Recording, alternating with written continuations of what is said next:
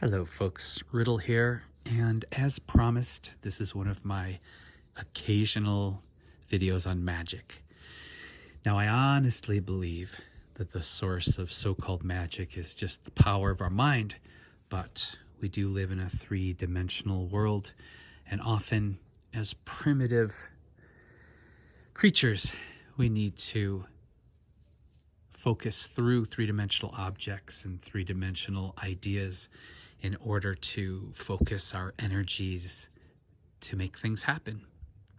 But it's also a nice way to observe gratitude in one's life and to have a dialogue with oneself to realize what we want to improve in our lives or remove from our lives. We are coming up on Halloween, and this year in 2020, it's a very special Halloween because we have a very powerful hunter's moon that will be blessing us with her glory. Now, during full moons, I usually use all full moons to energize or cleanse all of my jewelry. I have a huge collection of gemstones and different crystals and gemstones. So you can bring all your gemstones out underneath the full moon.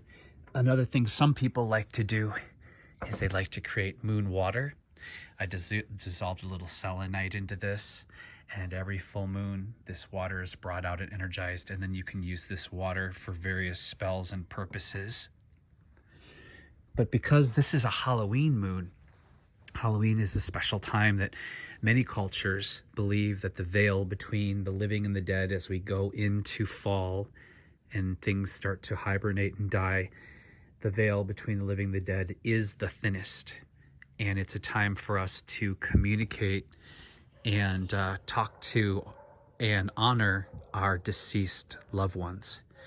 So where usually I would have my deity, my specific candles, and my jewelry out underneath the full moon, I have a more embellished version of my altar, including my loved ones.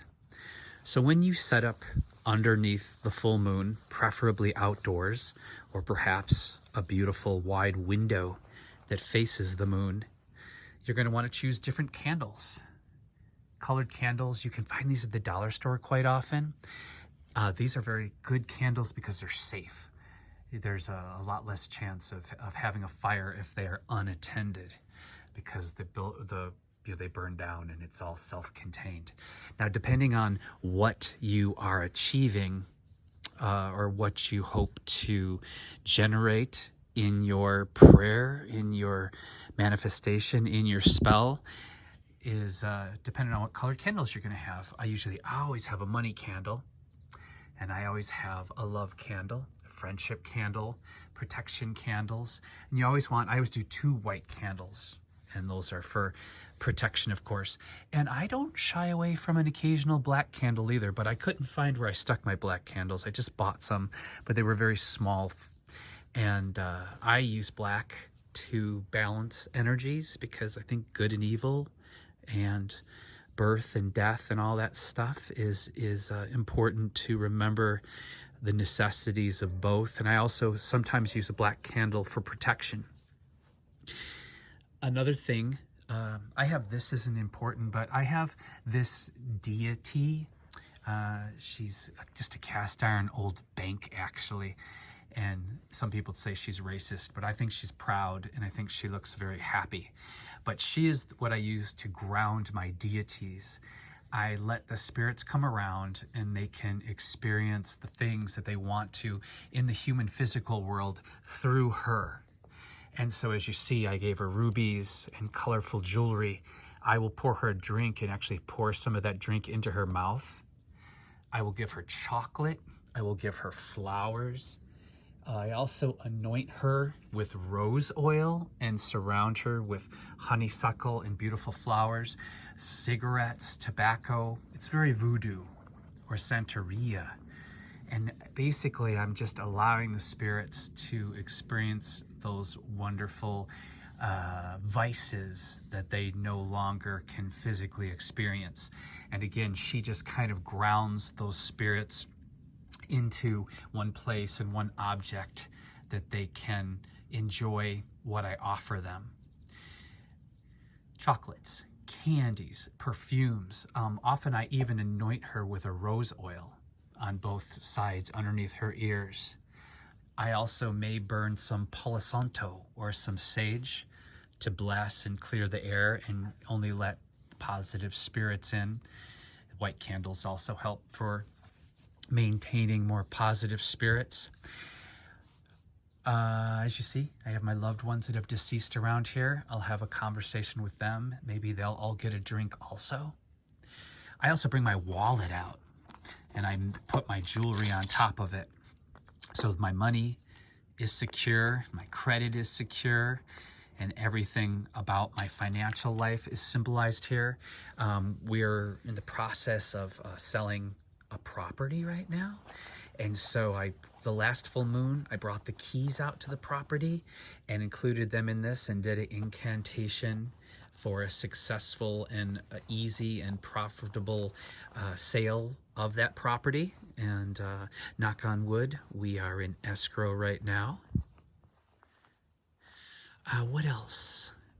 Feel free to, write down things that you wish for or things that you wish to leave your life. Write those down on a piece of paper and burn them at one of the appropriate candles, whatever one coincides with your wish. Let's say it's a wish for more financial stability, so you'd use the green candle to burn that, and just have a dish ready right underneath it, a big plate, so of course you don't catch your cloth on fire or burn your hand. What else? That's pretty much it that I can think of. And then I just allow this to, I light everything just as the sun is setting, and I allow the incense, the candles, and everything to continue to burn until sunrise. And as soon as the sun starts to rise, I will very carefully blow out the candles, allow the wax to re-solidify, and put all my precious things back away where they belong. Your moon water that you possibly made, again, can be used for all kinds of various things, all kinds of various spells. You can see I was burning some black candles on top. Go ahead and do your own research on that. And you want to be careful when you are manifesting or doing some type of mental focused energy or spell, for lack of better words. If it's against someone else's will, don't expect great results unless it was meant to be. So be careful how you phrase things and be careful how you direct things. Often when you do spells against people's will, you may get a temporary gain, a temporary result, but often it will be very short-lived and it will warp into something not so pretty. The other thing I would urge you is when you are asking the spirits, make sure that you're gracious, make sure you thank them, ask for their protection and ask for their guidance, ask for them to reveal things to you in dreams and in symbols.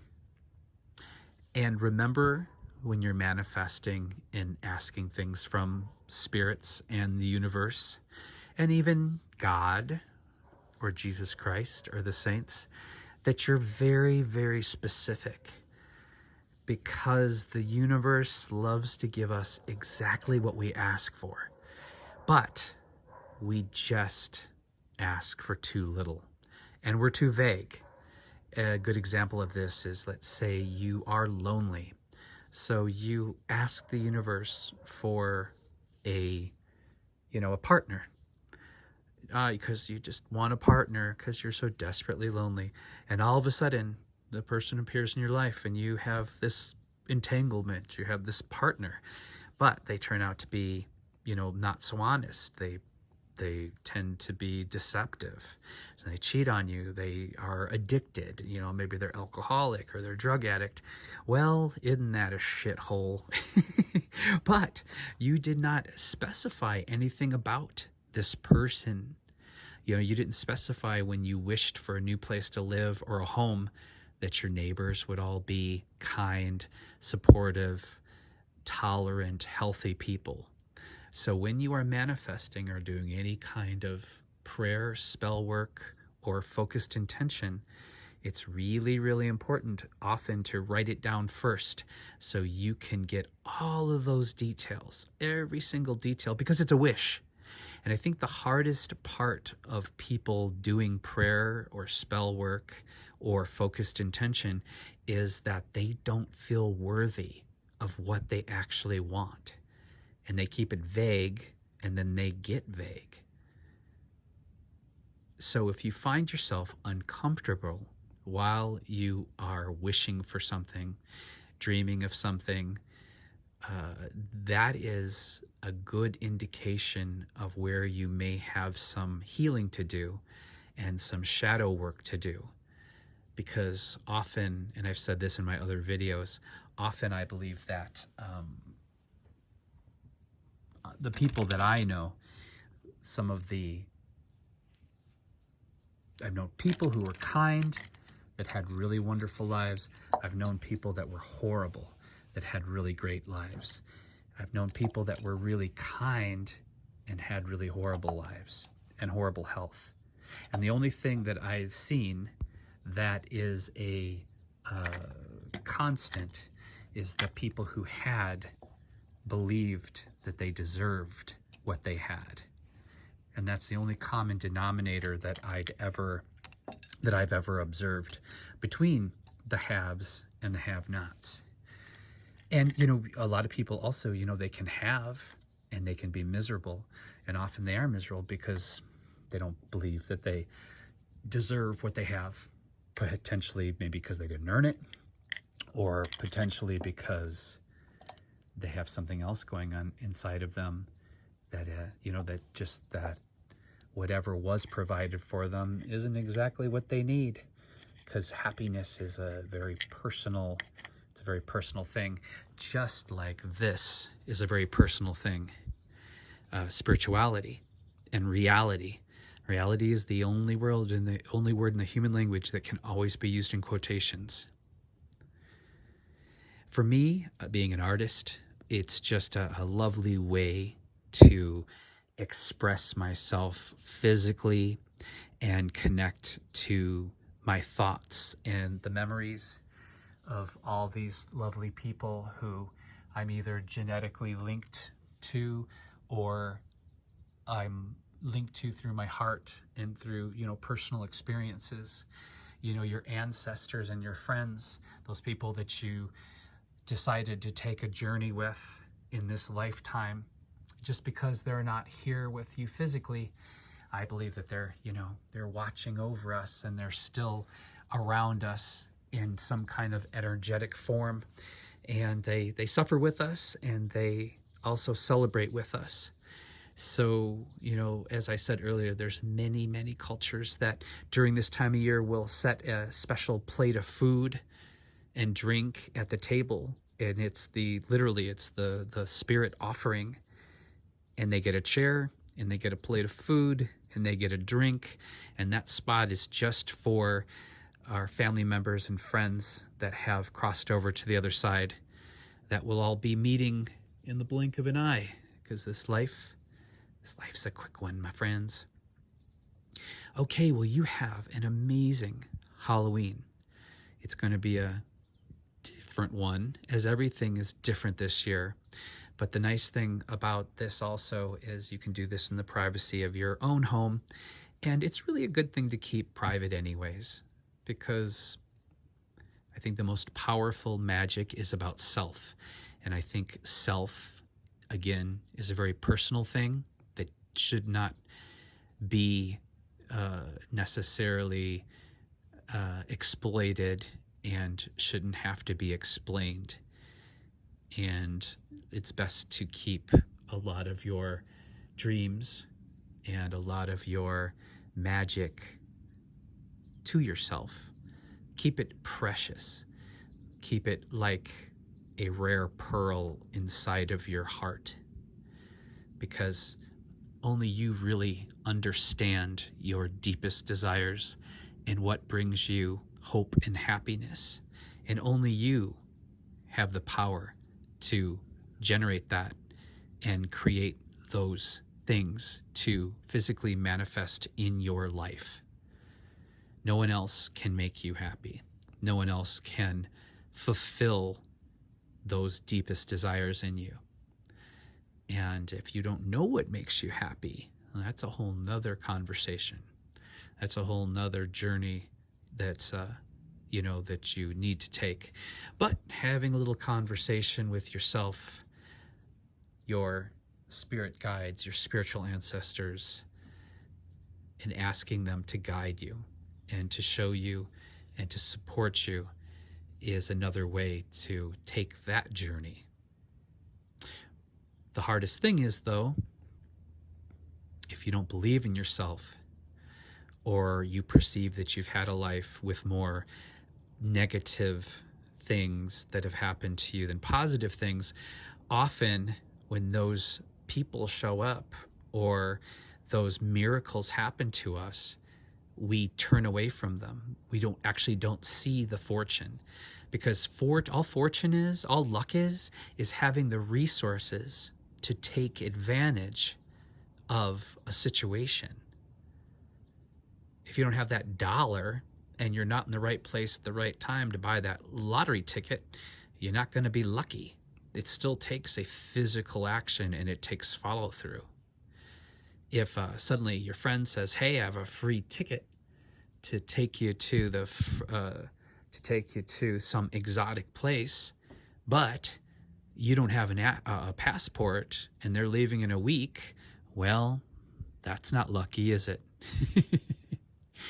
So I want you to have an excellent Halloween. Collect your beautiful things, your offerings to the spirits.